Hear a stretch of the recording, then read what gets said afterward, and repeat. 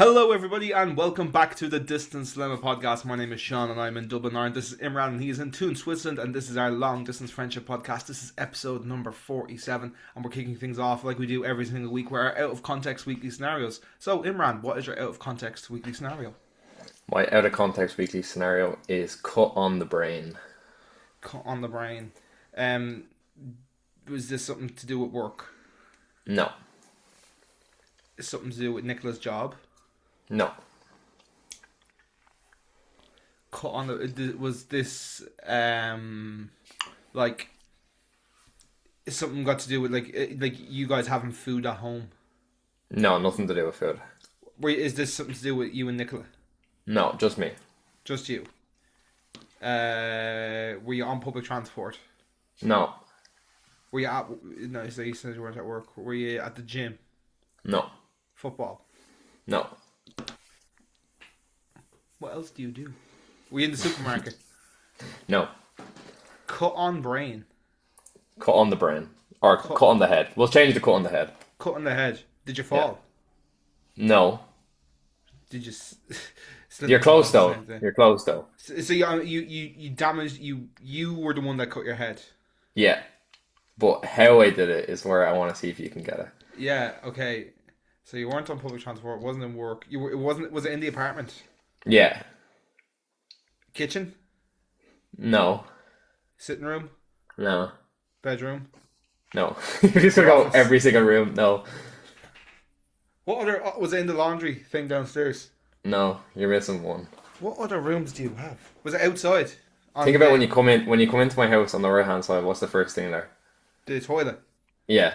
Okay, so did you slip in the shower? No, thankfully not. I've done that before.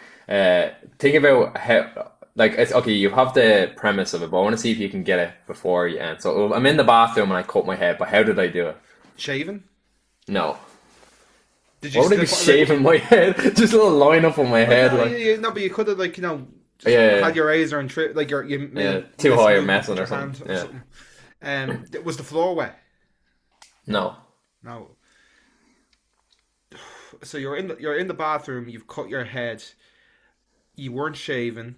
No. Were you doing any sort of self-care, like shaving, shower, pooping? Were you doing anything along the lines of that, or were you just going for a slash and coming out?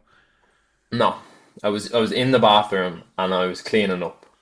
But can you figure out how I cut my head? Is like what I'm gonna say. Did you were you cleaning something on the floor and you came up and you sliced it off like Nicola's razor or something? Or something sharp?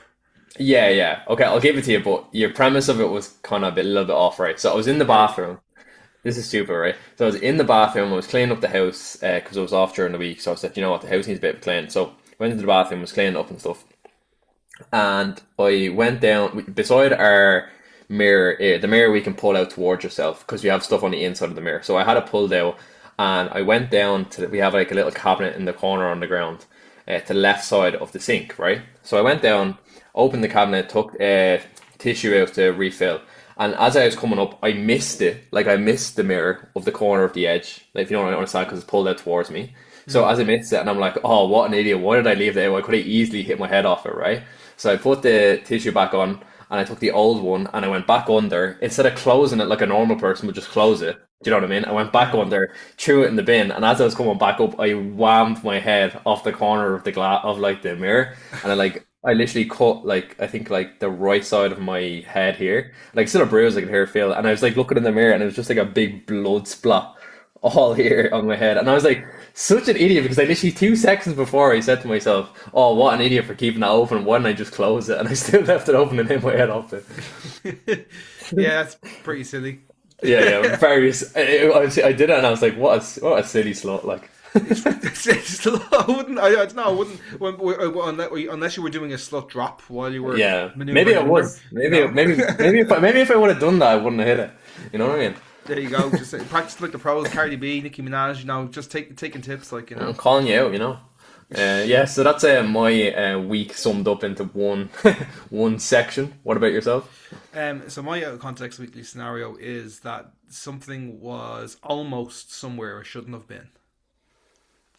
Something was that is very vague, but once you kind of get what Can I'm you say at it one here. more time? Something was almost where it should not have been. Did you like nearly drop your phone in the toilet? No. I know this is like really vague, but like once you kind of like center on what it's Yeah, focused yeah, yeah. around, you will get it very quickly. You know? Does it have anything to do with Xena? No, The car? no.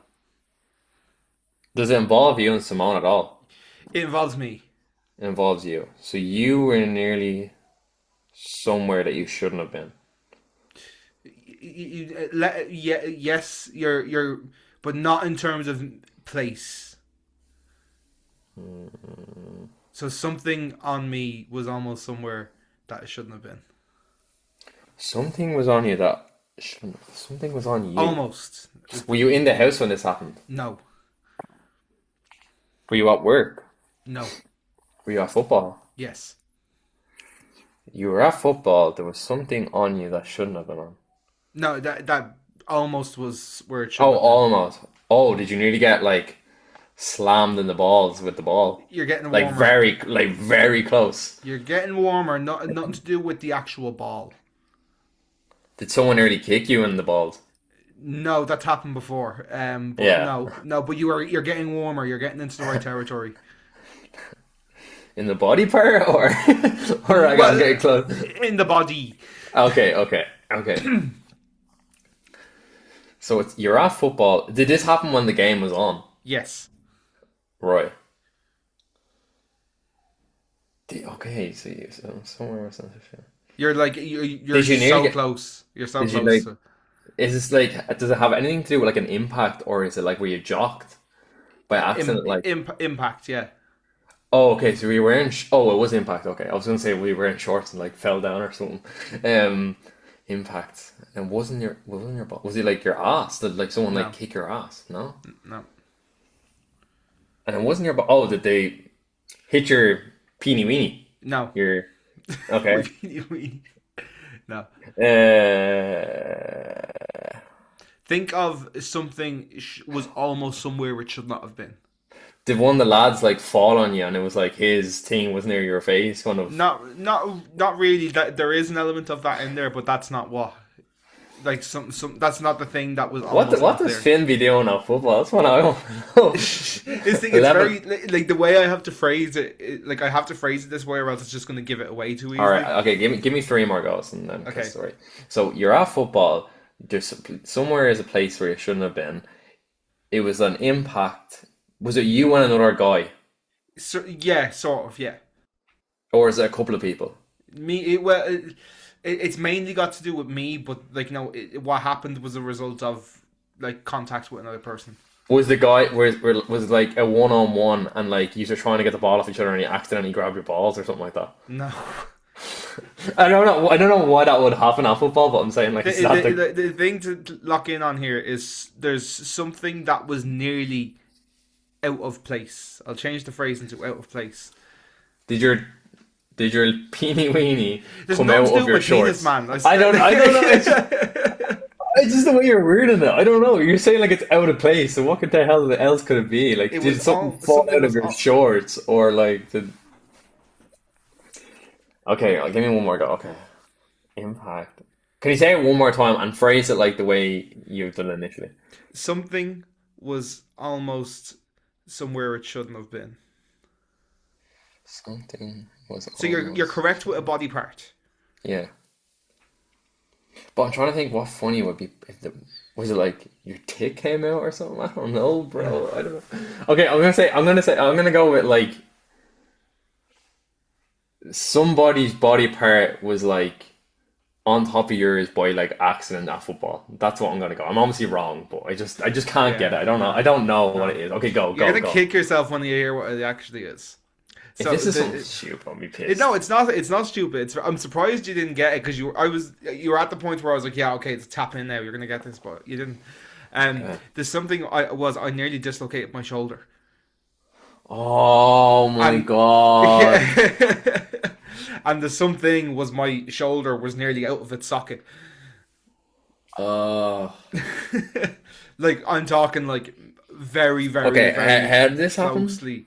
So, as you Why did I know, go down the penis route? I don't. Why was I focusing I on the wouldn't lower mind. part I of wouldn't your? mind. I You should told have you like it tried to wasn't the push penis me route, up. and you doubled down on the penis route. Like, Okay, like okay, okay. at least when you said balls, I would have said you're getting warmer. You're in the right territory. Yeah, And I was it's like, just no, no.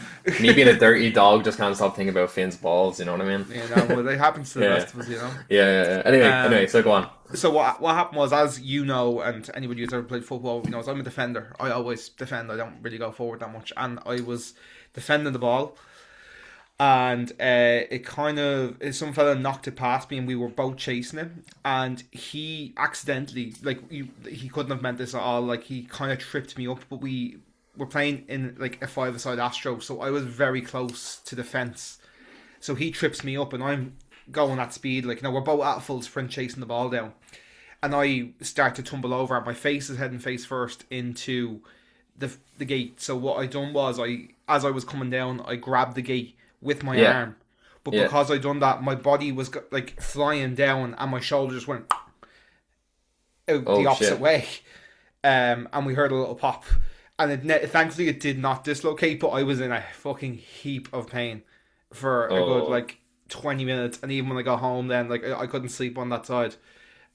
So it didn't like fully dislocate, but like it was, and my fall was kind of broken by the guy because he tripped me up because he was running forward. I kind of then fell on top of him, and so yeah. he broke my fall a little bit. I reckon if he didn't break my fall, Oh, it would shoulder have was been gone. dislocated. Yeah. Because he broke the fall a little bit, and it stops like, obviously I had like a lot of force going forward, and then my shoulder going backward.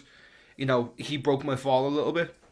So yeah, it didn't. I didn't dislocate it, but I almost did. So that was just something that was almost somewhere it shouldn't have I been. thought you were going to say like your collarbone popped out or something like that. Nah, nah, no. Thankfully, I've Yeah. never broken that, and I've never had that, and like that. I've had a couple of close calls, but I've never had that, and like where I've Have like you had to ever go to the like hospital. what's like the worst? Have you ever what's like the worst injury you've ever had? Have you like sprained anything or? I tore my hamstring once Oh, playing were foot. It you out was for a while? yeah, Was like that 3 months. Hearthstone? I can't I remember. think I think I'm not sure if we were. That was the team when we were like 16. I Mm, happened at training once. I was just tracking back, like there was just a counter attack, and I just sprinted after somebody, and my hamstring just tore it. popped or torque, sorry. Um, Yeah, so yeah, I was out for a couple of months with that. damn. You know.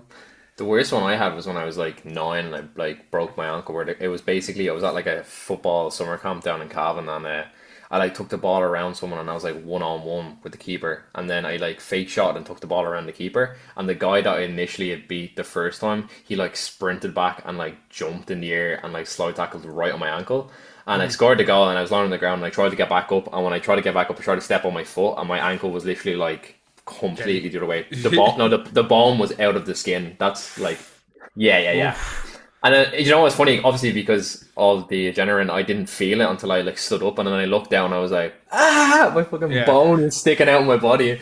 That was a bit surreal. But look, thankfully after that, then I've only ever had like a couple of like sprains and like kind of smaller injuries like that. I spent a lot of time on crutches when I played JA because just Yeah. such a Yeah. I like remember. man. Like every probably like once a school year, Imran would come in on crutches. Yeah, literally. Like we were saying last week when I was at the graduation as well. Yeah. True that. Yeah, True that.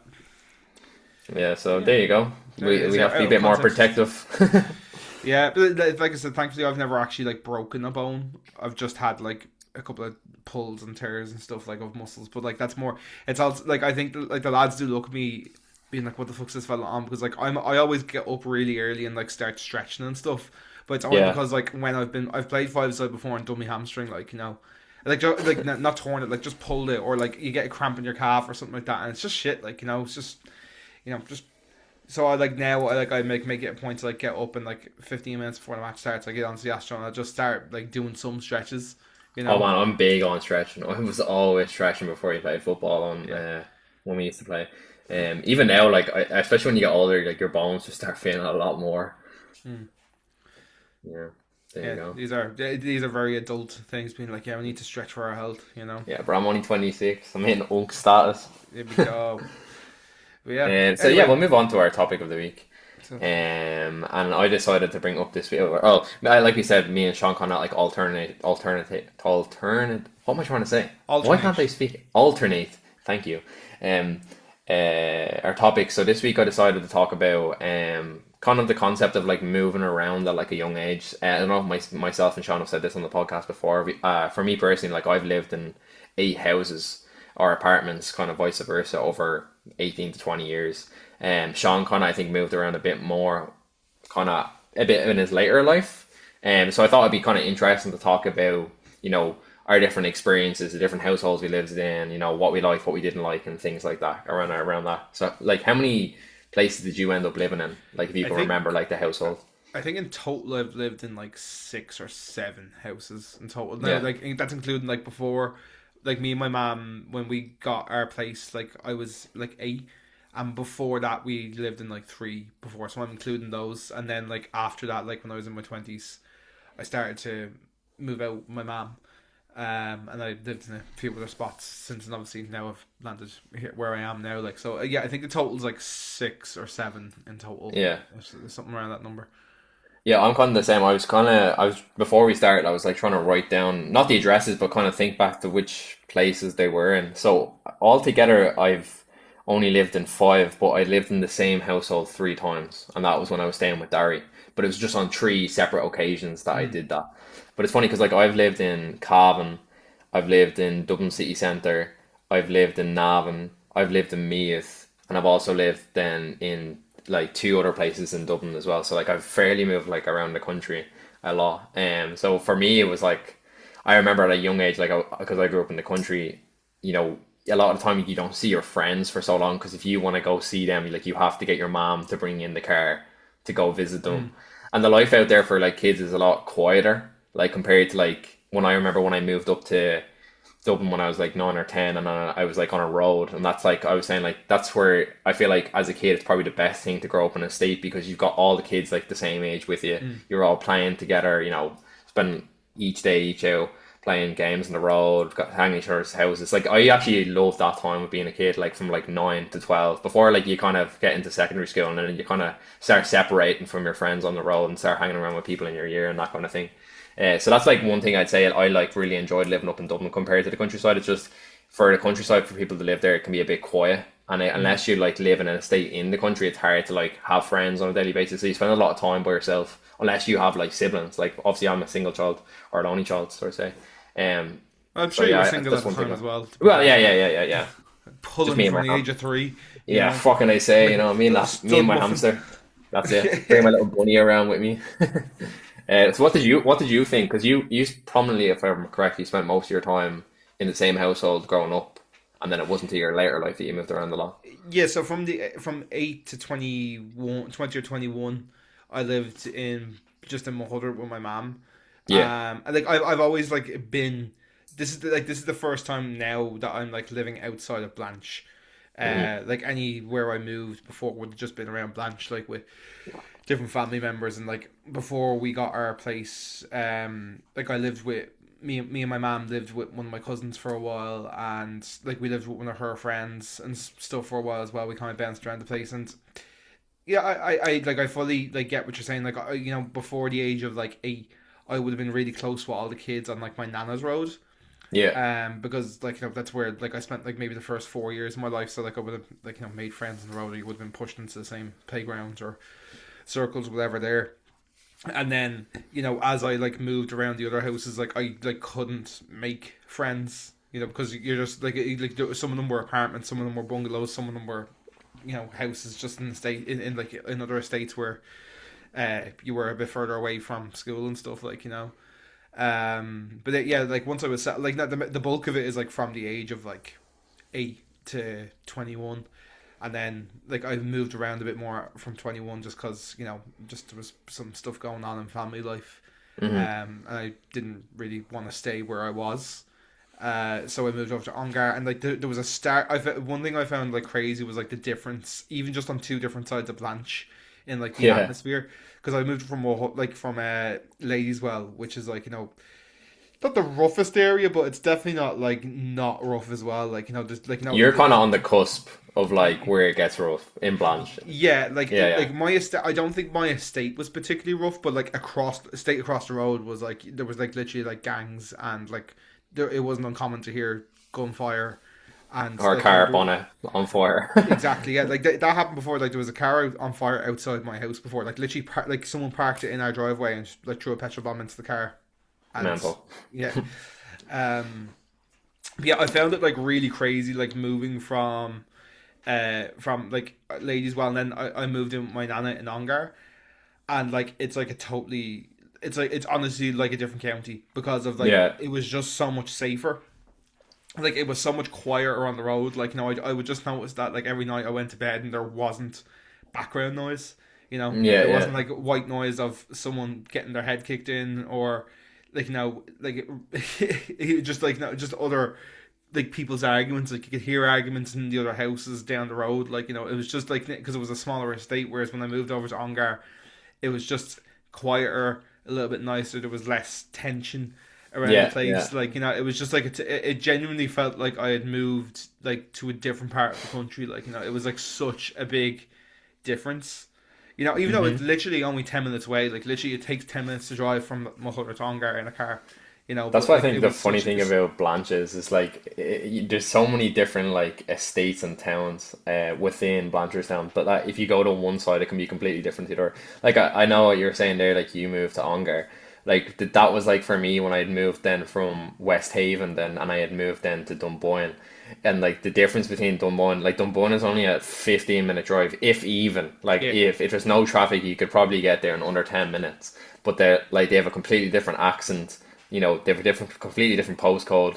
They would actually, and then they are from Meath, they're not from Dublin. mm, So you've also got to look at that aspect as well. Even though if you think about it, like it's only like a 10-minute drive down the road. It's not even that far away. And like for yeah, you to say from Ladyswell to Ongar, it's also not that far.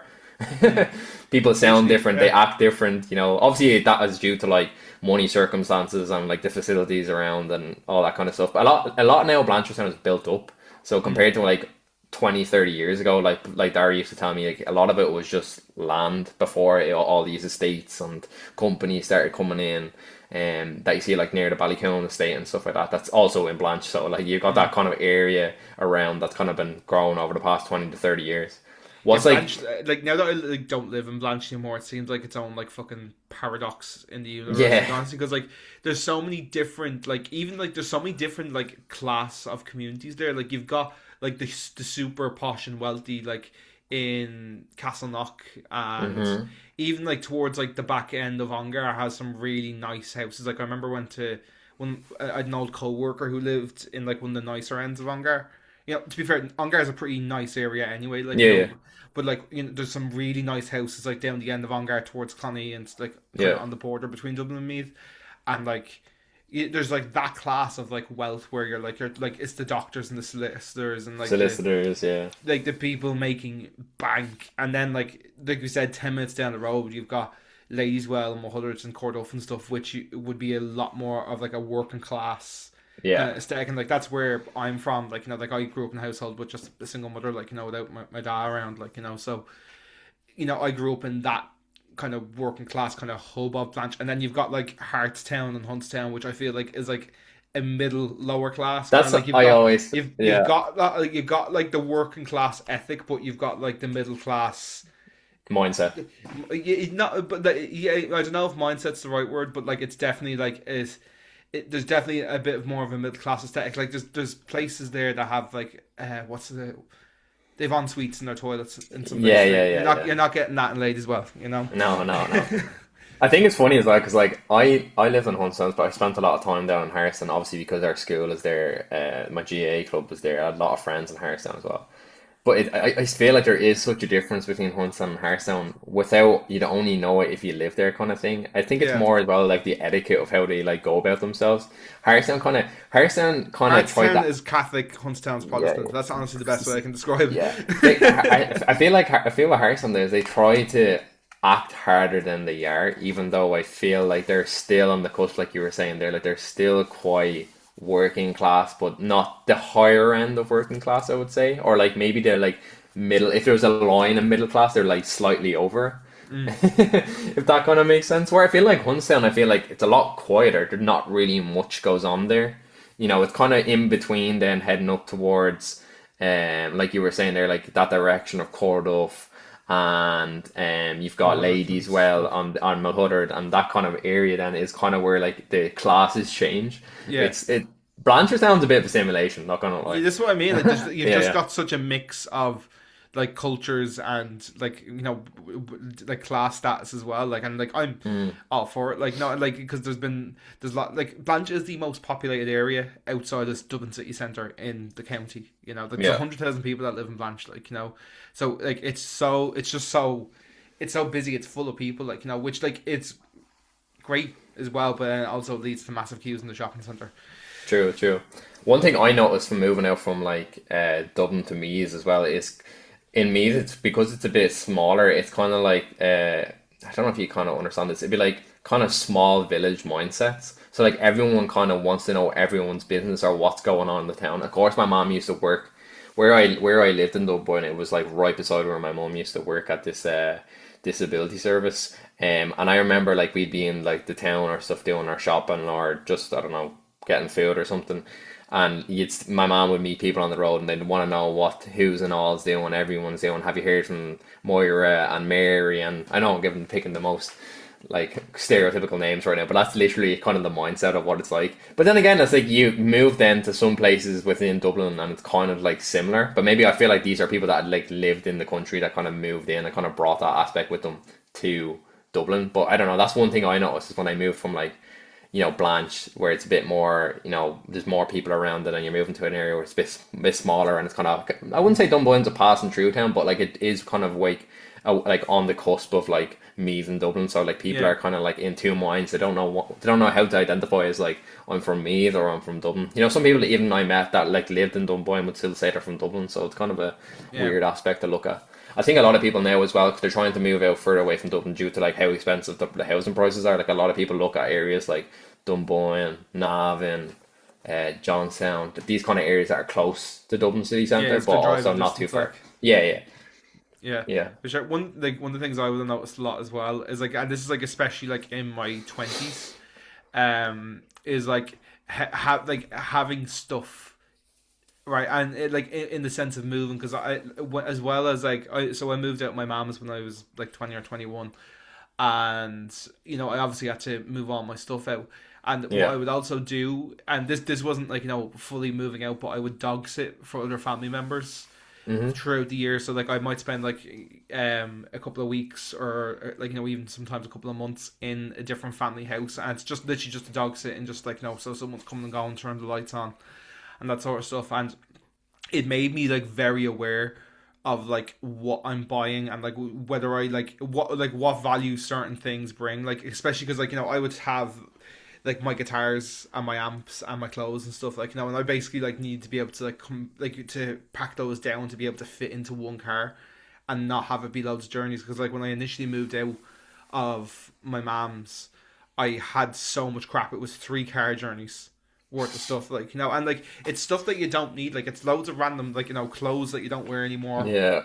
Like I have my guitars and my cases and all my like my laptops and like cables and wires and like then you've got like of course like your like memorabilia stuff as well, like your Hmm. school, your graduation book from school and your degrees and like like all those like type of thing, your keepsakes, like stuff that like while you don't like see them every day, you might be only like look at them every year or two, like but stuff that you do want to keep. And it kind of was something I was like very aware of, like I needed to downsize the amount of stuff that I had, like and like if I have something, like what value is it bringing to me, like or like so like I had to be very like cutthroat in terms of like throwing some things out. Obviously I wouldn't be like throwing out like photos and photo albums and that sort of Yeah. stuff, but like it made me like really simplify like things like my wardrobe and like like the stuff that I use for music and stuff. It's like, right, okay, like I have these massive, and you've probably seen them, like my big like heavy guitar cases that I have. It's like, Hmm. right, okay, do I really need to be bringing these everywhere? No. So what I done was like buy cases that will hold multiple guitars instead, and like Yeah. have, instead of like having like, obviously I have my guitars on the wall here, but I also have a stand here that holds 5, like so they don't take up too much room, because I also went from like a fairly standard sized bedroom in my mom's to like what was a box room Yeah. in my nana's, like so like having to like shrink everything into that room and like put some Yeah, stuff up into the attic and stuff that maybe like my records were a good example of that. I remember when I moved out of Ireland, it's like I hadn't seen a lot of these records in like 2 or 3 years just because I had nowhere to put them, so they had to go up in the attic, yeah. I kind of had this similar thing with you as well about like it's mad how materialistic sometimes we are because like you've got Mm. so much crap and you don't notice it until you move out. So I moved out when I was 18 away from my mom's. I moved in with Derry, and at the time, we had a lot of stuff in the my bedroom at the time. You would have noticed it. It's a bit bigger. So I was actually Mm. initially moved into the box room, and I stayed there for about a year or two. And that box room was tiny. I don't know if you remember it in Derry's house. So I was the same thing. I'd put everything in like cardboard boxes and like put them in the attic. And there's still, I was even saying to Derry the other day, like when I come home, I'm still gonna have to get all that crap out of the attic from him.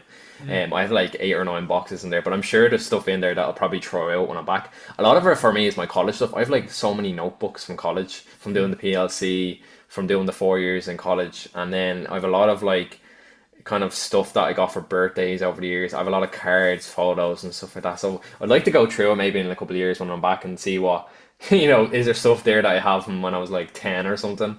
But Mm. like, then again, it's like you kind of don't want to throw them away because it gives that like nostalgic feeling, like looking back at old photos. I'm really Yeah. kind of like getting into that now. This year, I was saying to Nick, I'd love to make like a photo album because we've kind of because I moved around so much, we actually lost a lot of our family photos.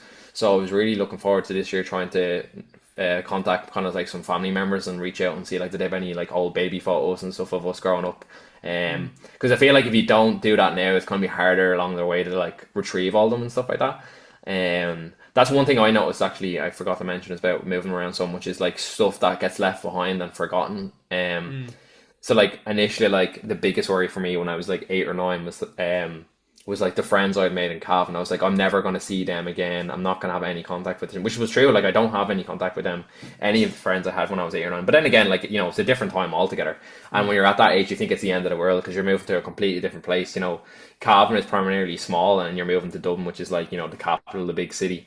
Um, and then it's like then when I lived in Dublin, I was like, oh, I'm moving away to Meath, and I'm like, I'm going to be so far away from my friends. The biggest example of that was when we had the big snowstorm. I don't know if you remember this. There was Yeah. a big Yeah. snowstorm a couple of years ago, and I remember I wanted to for like 2 weeks, 2.5 weeks. You were all meeting up, like building snowmen, messing around, just hanging around as you do, like. Mm. And I remember I was so annoyed because I knew no one in Dunboyne at that time because the year after then it was funny because when we were in sixth year I spent that year in Dunboyne, and then when I went to Dunboyne, I spent that year in with Derry.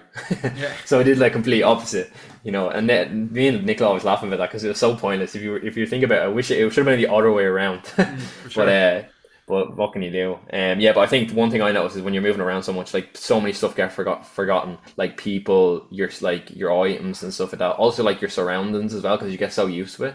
Like for me, when I moved to Dunboyne, like we were saying there before, like I used to spend so much time at Krusty Corner, the couple of the pubs that I used to go to, that cafe place you were talking about before the podcast.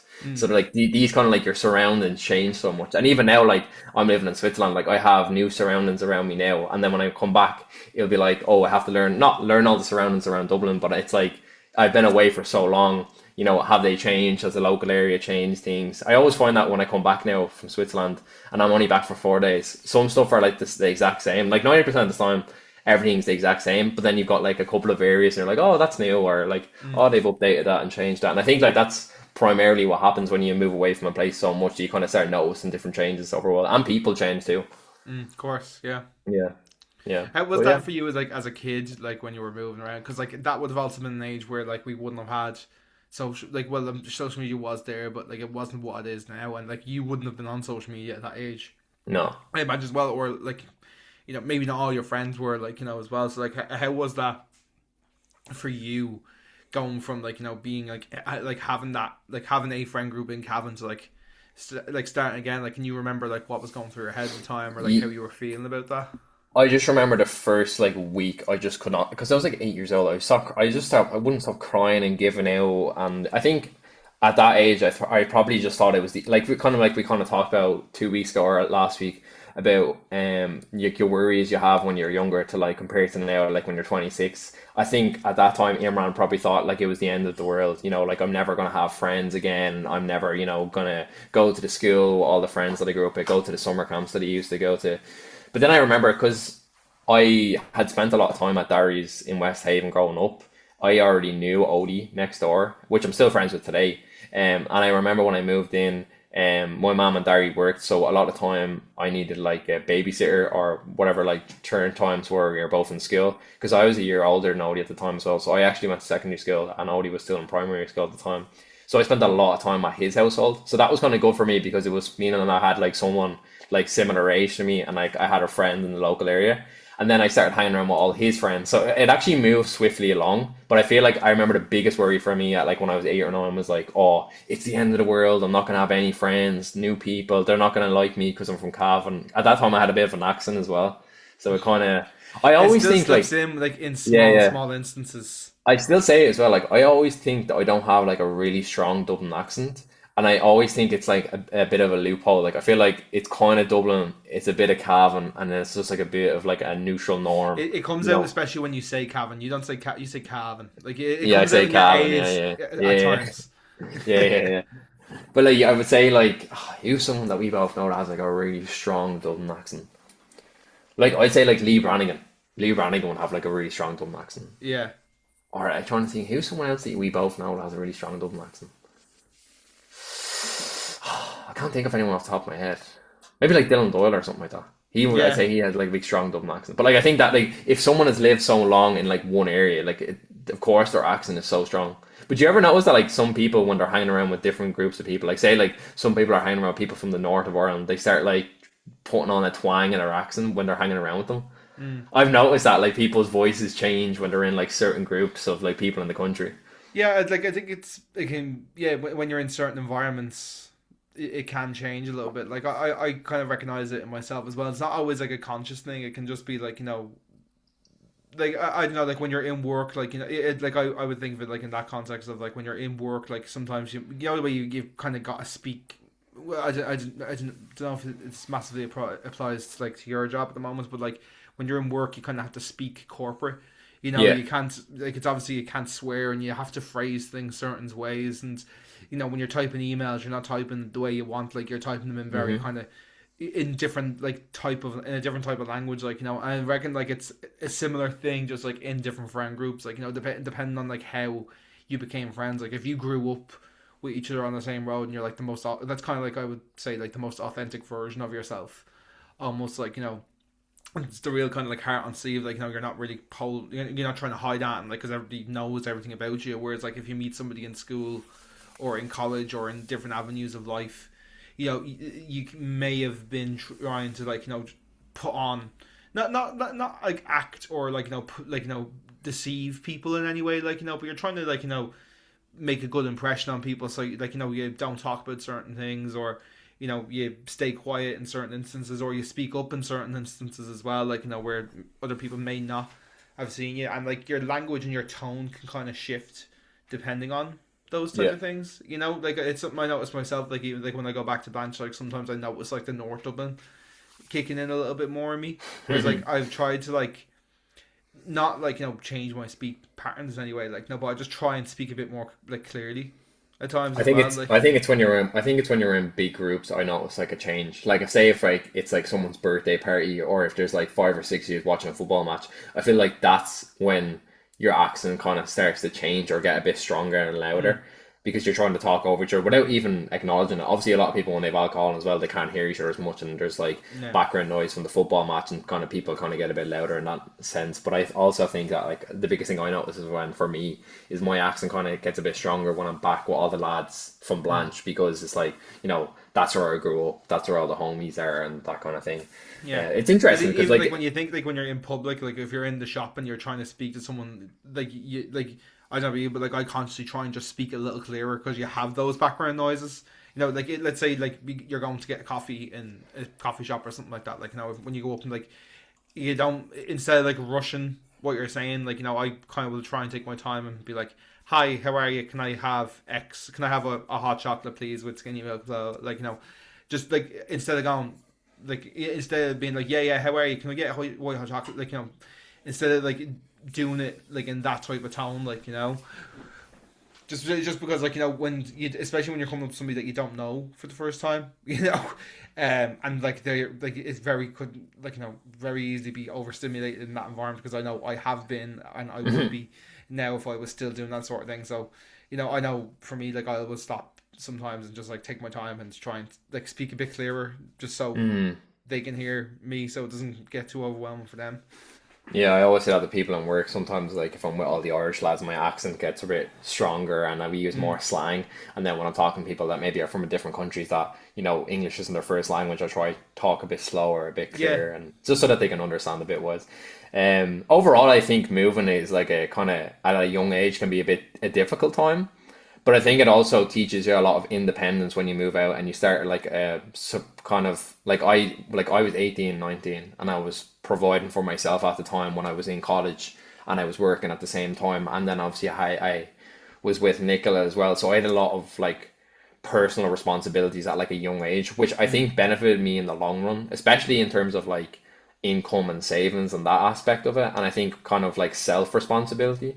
But then also, I think there is like the other side to it where it can be a bit more of a difficult time for people that have a lot going on in their lives. And like, I think moving around a lot is a lot harder on, I'd say, the younger generation. I mean, talking like that kind of time when you're still developing as like an adolescent. So like, the 12 to 18, it's going to be Yeah, a difficult time, I think, definitely to move at that age. I think when you get a bit older, not that it gets easier, but I feel like you're in more control of your kind of the direction you want to go in. That's what I yeah. would say about the biggest thing I learned from moving Yeah, around. I don't know if you're you have moving anything to more out talk of about that. like, yeah, you're more like, I think like you're moving more out of like, for your own comfort, rather than like, like, when you're moving a bit, like at those younger ages, it's more like, to it's because your parents need to move for some sort of reason, like, it's because there's a Mm, job somewhere, or they want to move, like, for me, like, I spent the first few years of my life living with my mom in my nana's house, like, so it's like, going off and getting their own place, and like, I was lucky that like that was all like that all happened to me super young, and like I stayed in one house from the age of like 8 to 21, so like I done like the majority of like my growing and developing there, so like, that's probably been a lot better for me than like, if I was to have been like bouncing around and moving houses and like, changing direction every few minutes, because I can imagine like, and like especially like before, maybe it's not as big with social media now, like, but then it can also must be shit to like make good friends with somebody for a year or two, and then like move over to like the opposite side of Dublin, when you don't, like, obviously at that age you're not going to be driving, or yeah, your yeah. parents might not let you get the bus over that far, Mm, that end of the country, like, mm. It's definitely a different complex you can see for people at different ages. For me, I definitely think it impacted a lot in my life and kind of how I view friendships and kind of like yeah, like I would be definitely like if I have children in the future, like be talking about them about the importance of like independence at like a young age. I think it is good for like 17-year-olds, 18-year-olds to start learning the things to do for themselves. Like me and you kind of talked about before, like everyone should know how to make 3 meals, for themselves, even if it's just eggs. Be able to like or like sort out how you pay bills, sort out all things. It's good to learn at a yeah, younger age. I know lads our age that still can't do their own washing, Yeah, like, yeah, same, same, same. Like, and again, like that's what I mean. If that's all they've experienced in their household at that time, I can't be too harsh on them because they didn't experience the same way that myself and maybe you, for example, like moved out so young, or had to provide for different things at such a young age. It kind of teaches you a lot of life lessons early on. Where necessarily, I also don't think that that has to be the way. I just think it's a better way of like easing people into it, if mm, that's what I'm trying to say, in terms of like not the dramatic life aspect, like get up and just move to a completely different place altogether. It kind of when you're at that age, it's out of your control really because you're still living under your parents' household. So yeah, it's an interesting complex, I think, for a lot of people. I think, mm. Do you and think that definitely, had like a massive impact for you, like moving abroad as well?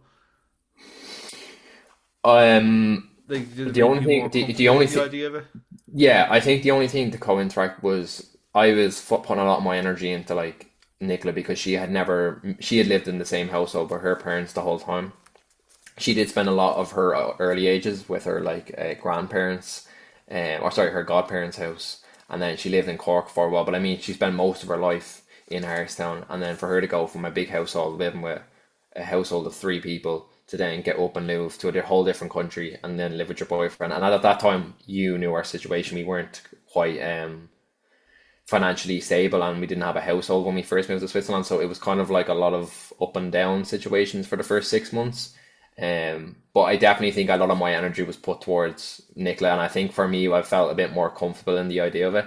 It's funny to think though that I actually I'd never been to Zurich before I moved there, where Nicola had gone because she had obviously had to go for the interview. So she, like when I moved to Zurich for the first time, like I had no idea where I was going. It was just a completely new place that I just got up and lived in. Which Just for following me, Nicola looking on back, Google Maps. yeah, yeah, and I just was just following Nicola. I was like, oh, I know this place. I was like, yeah, I don't.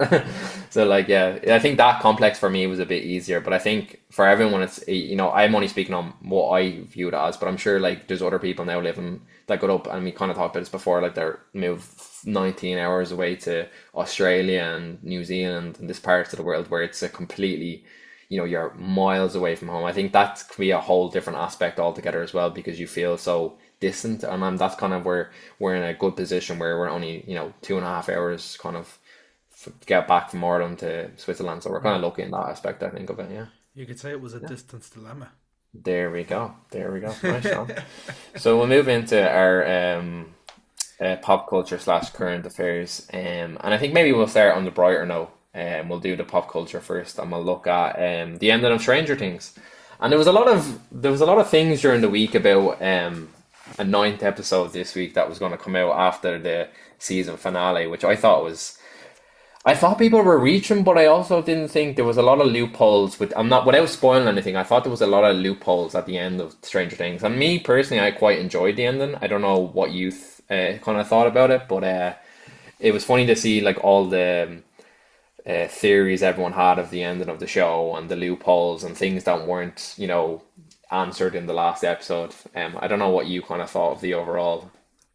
Yeah, I thought it was fine. Like, I didn't think Yeah, it was anything special. I didn't think it was bad. Like, I thought, they went for what they went for. I think it worked in some instances. I don't think it worked in some instances. But, like, it's not the worst finale ever. Like, and, like, no, especially for a show that was as big as Stranger Things got, there was always going to be pressure, and there's always going to be people who are not happy with how some things go. Like, I personally felt that they should have killed off one or two people that didn't get killed off.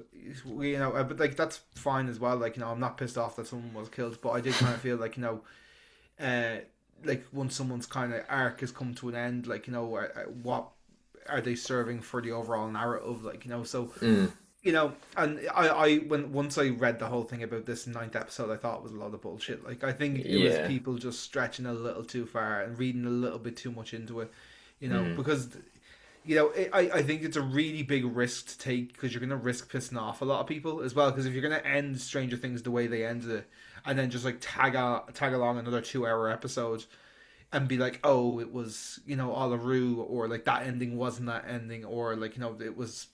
I think a lot of people were saying, "Oh, it was Vecna, controlling what you saw, or like he was mm-hmm, controlling the audience, or something like that."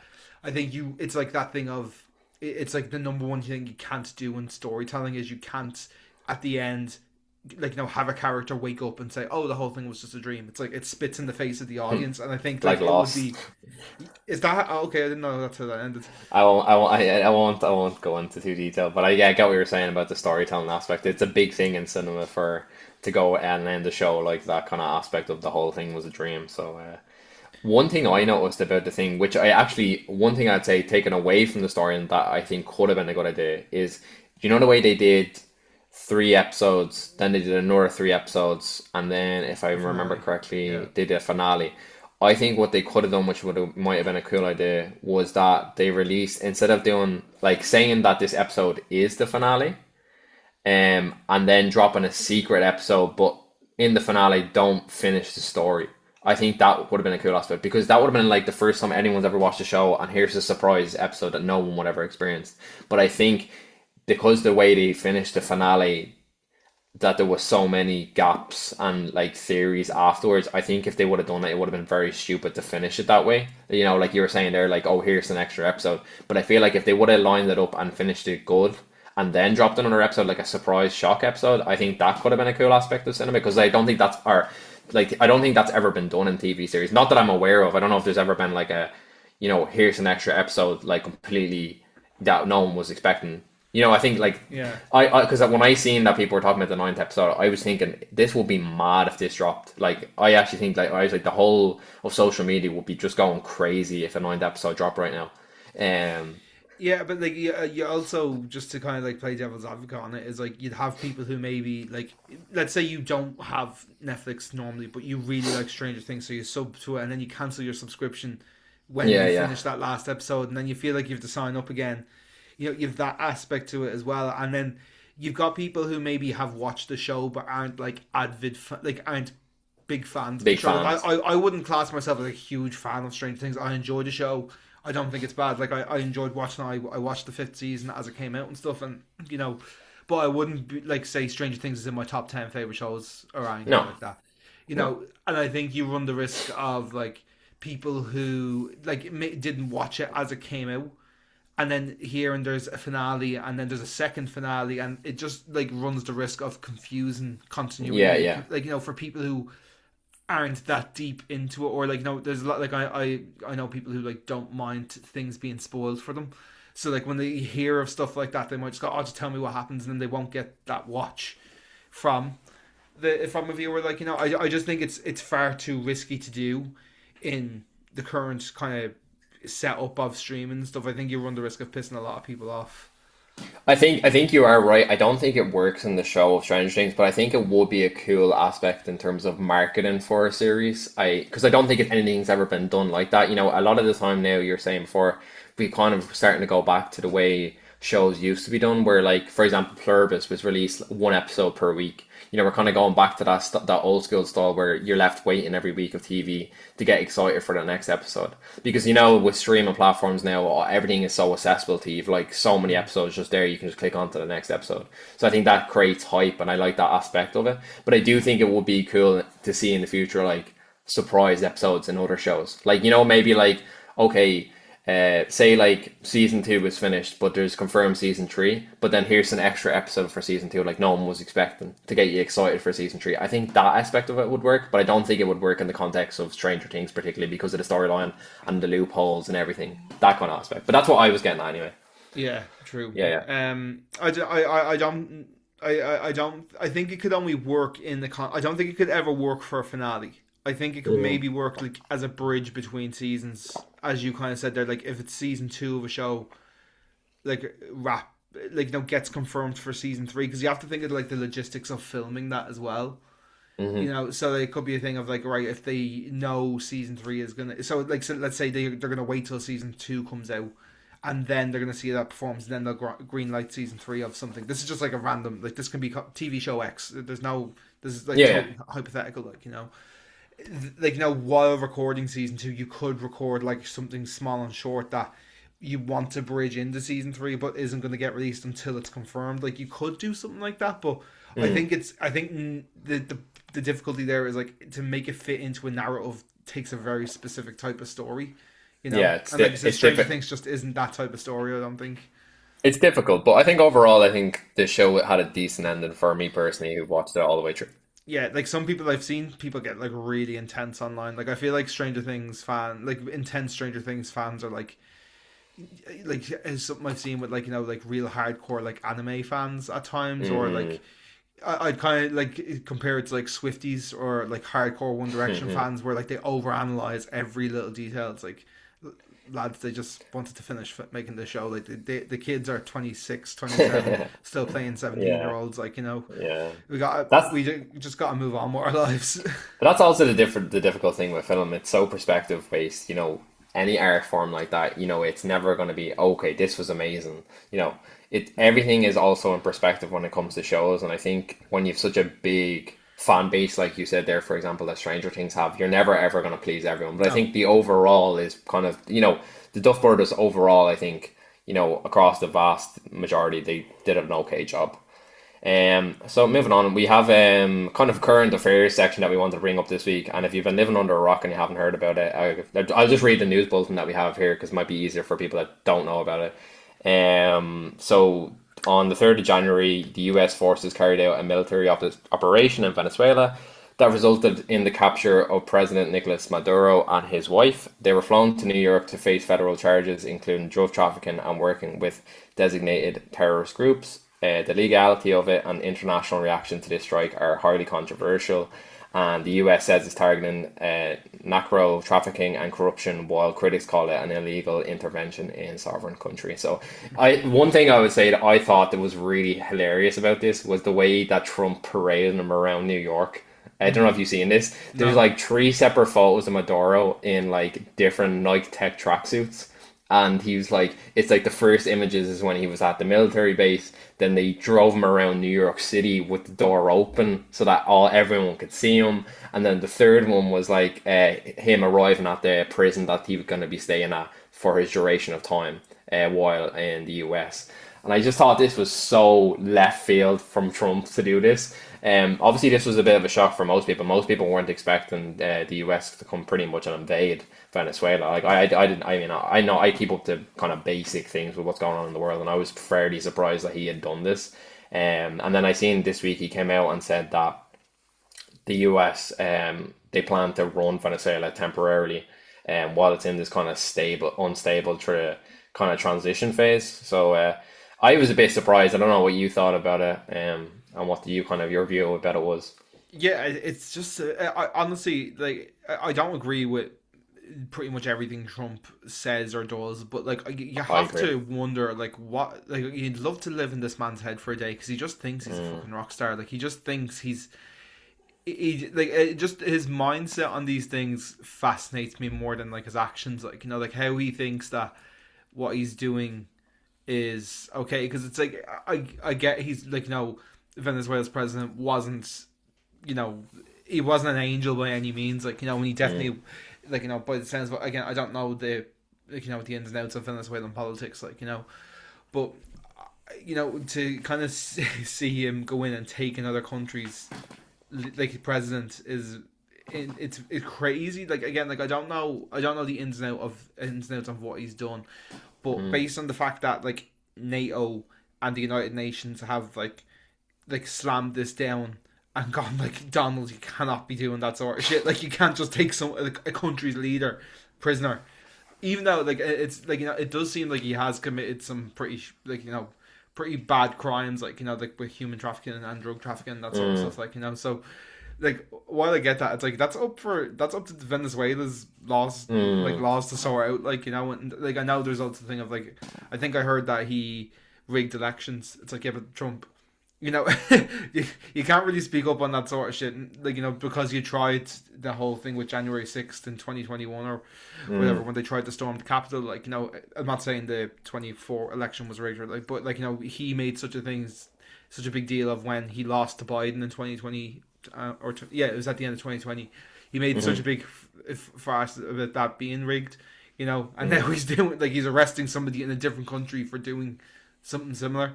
It just baffles me. Like, because his mind, his It could be mind just studied. fascinates me. It will be It studied needs to be once he studied. does Like, the when presidency. when Yeah. he died, we need to preserve his brain and just study, like, how does someone get that delusional? Honestly. The one thing I would say that kind of give you a bit more information that kind of wasn't. I mean, it was kind of based on the news, but you kind of had to read between the lines. Russia's been closely like an ally of Venezuela for years, like in terms of like oil, weapons, loans, and kind of like political supports over the years. So it was a bit of a risky move for Trump to do this. And not saying that Venezuela wasn't pretty much. It was pretty much a dictatorship without reading through the lines here. But I kind of agree with you in the sense that there's a lot of talk about drug trafficking, human trafficking that's been going on within Venezuela. Like, that's kind of primarily for them to sort out. So it was a bit of a wild and risky move, considering things with the US and Russia have been at a kind of like high over the past recent years. And that's going to affect a lot in terms of money that Russia will be making now from Venezuela. So It looks like it's he's going to be trying an to. interesting, it's going to be an interesting couple of years, and it's definitely something to keep up with. Yeah, it And the looks like world, he's targeting Greenland next as well. yeah, so the world's in a bit of a interesting spot. I'd love to hear what people's opinions are on this. So do reach us out on the Instagram page or the email if you'd Yeah, like to. probably just important to say as well, like we don't really know the in-depth So details on no, this. This is just kind yeah, of like what's been in the news. We want to we're because we opinionating on what we are seeing. That's what yeah, we're trying to this is do. based on what like the information that we have seen. We know we like we don't have a massive research team, so to speak. You know, we're pretty much just looking forward to Two the doves news and from seeing what. Blanche. Yeah, yeah. So if we Yeah. did get anything wrong, or if there was any misinformation there, we do apologise. But we try and do our best to keep things as accurate as we can. But just to kind of cover our arses on that one. Cheers, don't cancel us. So we'll move on to your distance dilemmas. So this is the part of the show where you guys send us in your dilemmas. I receive them, I jumble them up, mix them up. I don't know who they're from, if they're a boy, girl, or other. So I really don't understand why you don't send them more in. So please, guys, send more in. You can reach us at the distance dilemma pod@gmail.com, or you can reach us on the Instagram page. We're always welcome to hear more. So I have two here that we're going to dissect and talk about. So I'll read the first one out now. I feel sometimes I put more time in with some friends but don't receive the same time back. I try not to get annoyed by it, but over time it starts to annoy me. Should I mention it to my friends? I'm gonna let you kick off on this one because I think the second one has a bit more to do with me. Yeah. So So, I'm gonna let you. I'm gonna take the wheel on this one. the first time I read it was I kind of like focused on the first part because he said like I feel sometimes I put more time in with some friends but I don't receive the same time back, and this is something kind of I've experienced with kind of a number, like maybe a handful or a number of friends over recent years, and I think the best thing you can do is just talk about it. And like me and Sean, this is kind of similar to like we kind of talked about in different aspects of it before, but the best thing to do is kind of just reach out. Reach out is the first thing I would do, and it doesn't have to be a sit down conversation and be very serious. It genuinely can just be a text message. A phone call primarily for me is the best way to sort it out. Just talk, or the opposite side of it, if you can sit down face to face. And I know from my mindset, it used to annoy me a lot. Because it felt like I was being disrespected in the friendship, and I like a lot of people go through this kind of with friends over years. And again, like it is, I always say this, like it's people's first time doing life, and I think it can be harsh. Like it's a busy time period now, especially as you get older. Friendships is really hard to keep onto. But I think the best thing you can do is just try reach out first and like talk about your feelings with the situation and say, look, this I'm not happy with. Like I'm just letting you know, if they're really your friend, they care about you a lot. They would make time for you, and I think sometimes situations like this can be blown out of proportion. So I feel like if you make the initial conversation, that's the best way to get the ball rolling. I think then you can start dissecting it and looking at it, because sometimes it can be a bit blown out of proportion. I don't know if what you kind of think about this, but I feel like situations like this can you make the first contact and they could take it the completely wrong way, and then you guys don't end up talking for a while, and then you try go back to it and it can be a bit more difficult. I think if you genuinely just bring it up in like a casual kind of conversation way, I think that's the best way to start the initial process. And then once you start doing that, then you can say, look, I feel like, this friendship can be is a bit more one-sided. I would appreciate it maybe if we put more time together. And I think then you go from there. I think that's probably the way I would go around it. I don't know what you kind of think when you read it. Yeah, this is actually something I've done before, and I actually regretted doing it. Funnily Yeah. enough, and I actually apologized to the person after a couple of years. Now, this was like well after I had said it to them, and they had like totally forgotten about it, and like we're still really close friends now. But I actually did say that to one of my friends once, and I didn't fully kind of like understand what was going on in their lives at the time, like just in terms of like their workload, like with work in college and relationships and other friend groups and what's going on in their personal lives. So I think there's two sides to every story, and I think something our generation is really good at is understanding that life gets really busy. I think especially like again, we don't know how old this person is, or we don't know like whether they're in their 20s, 30s, they're in their late teens, whatever like that.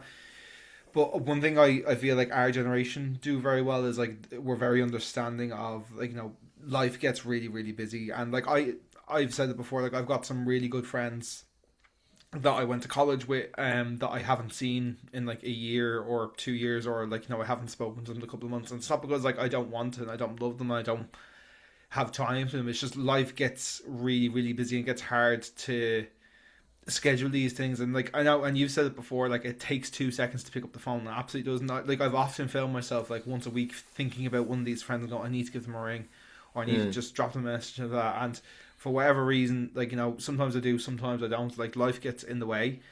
I do think, if it's bothering you that much, I do think you should definitely sit down talking. Like Imran said, like it's better to do this thing like either face to face if you can, or maybe over the phone.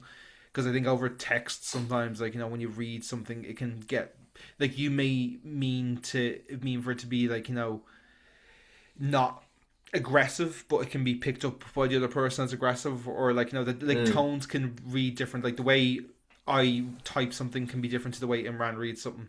Like that, Yeah. like, no, it can be. So you have to be careful with that. So I do think if it's bothering you that much, it's definitely something you should talk to them about. But I wouldn't go about it in the sense of like, oh, I do this, I text you, I arrange this, I arrange that, and you don't, Do do anything this to back. me.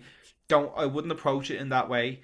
I would like, just like, speaking from experience, I think the best way to do it, if it's really getting under your skin that much, would be to just kind of like like ask them to hang out in a normal sense, and just bring it up casually. Don't like make it the reason you're meeting up. Like, just kind of say, oh, I've just been feeling this way. And Hmm. it might be easy to explain by, oh God, I've actually just had so much going on with my Mm. personal life. I just hadn't told you, or wanted to tell you face to face, but the right time now it never came up. Like, it could be something like that. um so yeah, if you're gonna do it, I think that's the way to do it. And just listen, and like, it's like, I don't I would be very surprised if this is something they're like intentionally doing, like, unless the friendship is kind of drifting out, like, but yeah, Mm. that's my thoughts on it anyway. Yeah, I kind of agree with most of what you're saying there. Kind of how you tone it and communicate it is kind of the big aspect on it. But I think we kind of cover most of the ground there, and we'll move on to the second one. I think maybe we'll let Sean go first on this one, but I've been thinking about cutting down on drinking and partying, but my whole social life revolves around it. I'm worried I'll lose my friends. What would you do? Yeah, I think we're gonna definitely have to do a topic on drinking, because this is Yeah, 2 weeks in a row where this maybe has we come can up kind with of look at something that obviously. next week, and we'll kind of sit down and talk about it a bit. But yeah, Yeah. go on. I think that if you're worried you're going to lose your friends because your social life, how do I phrase this without sounding like too much of a dickhead? If they're only your friends because you're drinking around them, they may not really be as good of friends as you think. And I don't mean that to say like they're bad people or they're bad friends or blah blah, but just like, if the only reason that you speak to these people is because you are drinking and partying together, and you don't see them outside those circles, it probably means they're not your, like, like they're probably, it's likely you don't have like a really strong emotional connection with them. You just have a connection like, in your social life, that you drink and you party together. I mentioned last week, like, I've been sober for 7 years now, and it was like single handedly the best thing I ever done. I could not recommend it enough. Again, I don't have any opinions on people who do drink. My partner drinks, all my family drink, most of my friends drink. Like, I've very few friends that don't drink.